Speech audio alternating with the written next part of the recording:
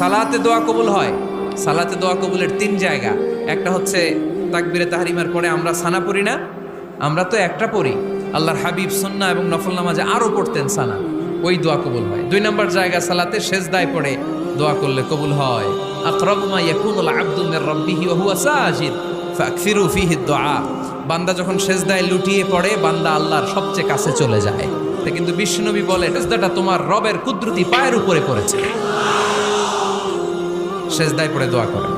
সালাম ফিরানোর আগে বিশ্বনবী দোয়া করতেন, লা ইউসাল্লিমান্না আহাদুকুম হাত্তা ইয়াতাআওয়াযা মিন আরবা'a।